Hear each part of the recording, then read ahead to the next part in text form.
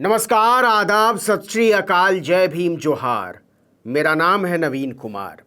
फर्जी एनकाउंटर के लिए बदनाम उत्तर प्रदेश की पुलिस पर अब एक भाजपा शासित राज्य ने ही जोरदार हमला बोला है। उत्तर प्रदेश से ही टूटकर अलग राज्य के तौर पर अस्तित्व में आए उत्तराखंड ने योगी आदित्यनाथ के ठोको शासन की बखिया उधेड़ कर रख दी है। उत्तराखंड की एडिशनल चीफ सेक्रेटरी होम है राधा रतूड़ी। भाजपा सरकार की सबसे प्रिय अधिकारियों में से एक है, लेकिन भाजपा को इसकी उम्मीद तो कतई नहीं रही होगी कि वो कानून व्यवस्था को लेकर कोई ऐसी बात कर देंगी जिससे उसी के एक राज्य को चेहरा छिपाने की जगह नहीं मिलेगी। और फिर उत्तर प्रदेश तो भाजपा का सबसे विशाल मुखौटा है। राधा रतूड़ी ने कह दिया है कि उत्तर प्रदेश पुलिस का कोई धर्म ईमान नहीं है। वो निर्दोष लोगों को पकड़कर कहती है कि केस सॉल्व हो गया। रतूड़ी की इस टिप्पणी पर बवाल हो गया। दरअसल उधम सिंह नगर के स्थानीय बीजेपी नेता गुरताज भुल्लर की पत्नी गुरप्रीत भुल्लर को उत्तर प्रदेश पुलिस ने उनके फार्म हाउस में घुसकर ही गोली मार दी थी।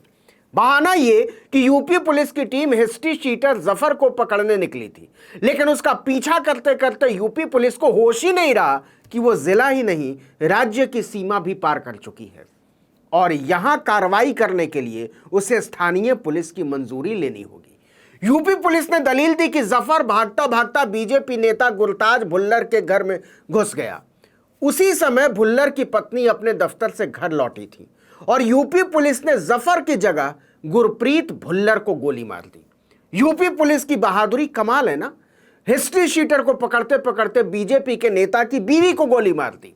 गुरप्रीत भुल्लर की अस्पताल पहुंचते ही मौत हो गई। यह बात है 12 अक्टूबर की। इसके बाद उत्तराखंड पुलिस और सरकार के लिए विचित्र स्थिति खड़ी हो गई कि वो अपने नेता को बचाए या उसकी बीवी को गोली मार देने वाली बीजेपी सरकार की पुलिस को। बवाल बढ़ता जा रहा था। इसे संभालने के लिए राधा रतूड़ी ने 17 अक्टूबर 2022 को देहरादून में एक प्रेस कॉन्फ्रेंस बुलाई और इस प्रेस कॉन्फ्रेंस में उन्होंने उत्तर प्रदेश में पुलिस व्यवस्था की कलई खोलकर रख दी। सचिवालय स्थित मीडिया सेंटर में एसीएस ने कहा कि प्रदेश में आपराधिक घटनाओं को लेकर सरकार एवं स्वयं मुख्यमंत्री ने चिंता जाहिर की है। सीएम ने निर्देश दिए कि प्रदेश में इस तरह की घटनाएं नहीं होनी चाहिए। उन्होंने कहा कि क्राइम का निस्तारण सही ढंग से होना चाहिए। राधा रतूड़ी ने कहा कि अपराध को हल किया जाना चाहिए और सही तरीके से हल किया जाना चाहिए। किसी भी निर्दोष को पकड़ना नहीं चाहिए, यह भी गलत है, लेकिन यहां तो गोली मार दी। कई बार यूपी पुलिस क्या करती है, किसी निर्दोष व्यक्ति को पकड़कर कहती है कि हमने केस सॉल्व कर दिया। यह भी गलत है। एक बेगुनाह को सजा दोगे तो 99 अपराधी पैदा होंगे। एक अपराधी की उचित जांच होनी चाहिए और केवल दोषियों को दंडित किया जाना चाहिए। यह सब राधा रतूड़ी ने कहा। इसके बाद तो बीजेपी में ऊपर से नीचे तक खलबली मच गई, क्योंकि यह आरोप विपक्ष के किसी नेता ने नहीं लगाया था, उसके अपने राज्य की एक बहुत बड़ी अधिकारी ने लगाया था। और इसका मतलब सीधे यह निकलता है कि यूपी पुलिस अपनी वर्दी चमकाने के लिए किसी को भी अंदर कर देती है और असल अपराधी छुट्टा घूमते रहते हैं। यह बेहद गंभीर आरोप था। यह और ज्यादा गंभीर इस वजह से हो गया कि यह खुद ब्यूरोक्रेसी के एक बहुत बड़े अफसर ने लगाया था। आपको बता दें कि उधम सिंह नगर की घटना के बाद उत्तराखंड पुलिस ने यूपी पुलिस पर आरोप लगाया था कि उसे ऑपरेशन को लेकर कोई जानकारी नहीं दी गई थी, लेकिन यूपी पुलिस कह रही है कि उसने जानकारी दी थी। मामले में 2 अलग अलग एफआईआर दर्ज की गई।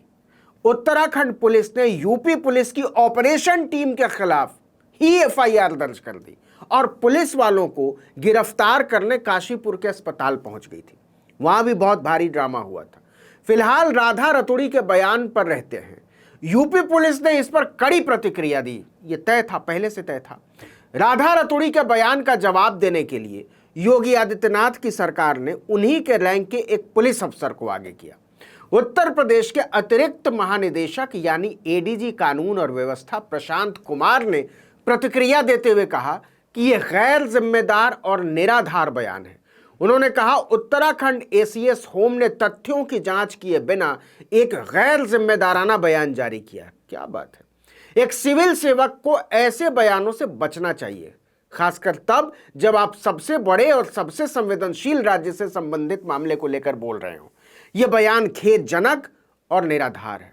मतलब बात दिल पर लगी थी यूपी पुलिस की, और प्रशांत कुमार इस आधार पर राधा रतूड़ी के बयान को झुठलाने की कोशिश करते रहे कि यूपी सबसे बड़ा राज्य है और उत्तराखंड जैसे छोटे राज्य के अधिकारी को उसके बारे में बोलते हुए सोचना चाहिए, या कहिए परहेज करना चाहिए।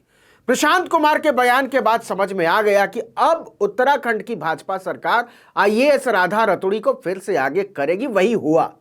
राधा रतूड़ी ने फिर से पत्रकारों को बुलाया और अपनी तरफ से सफाई देते हुए कहा कि उनका मतलब था किसी भी निर्दोष व्यक्ति को परेशान नहीं किया जाना चाहिए। लेकिन लगता है रतूड़ी शब्दों की कीमत समझती हैं, या फिर उनकी आत्मा ने गवाही नहीं दी होगी एकदम से पलट जाने की। उन्होंने अपने बयान में ज्यादा फेरबदल नहीं किया, इसीलिए शायद उन्होंने सिर्फ इतना कहा कि जो भी क्राइम होता है उस पर जांच सही तरीके से होनी चाहिए। इस विषय पर प्रेस वार्ता में बात हो रही थी। जो दोषी है उनके खिलाफ कड़ी से कड़ी कार्रवाई होनी चाहिए। यूपी और उत्तर प्रदेश की पुलिस अच्छा काम कर रही है। बहुत से ऐसे क्राइम होते हैं जिनमें दोनों राज्यों की पुलिस मिलकर काम कर रही है और उन्हें सुलझाकर बड़े बड़े अपराधियों को पकड़ा भी जा रहा है। आशय यही था कि निर्दोष व्यक्ति किसी भी मामले में न फंसे और वास्तविक दोषियों के विरुद्ध ही कड़ी कार्रवाई हो।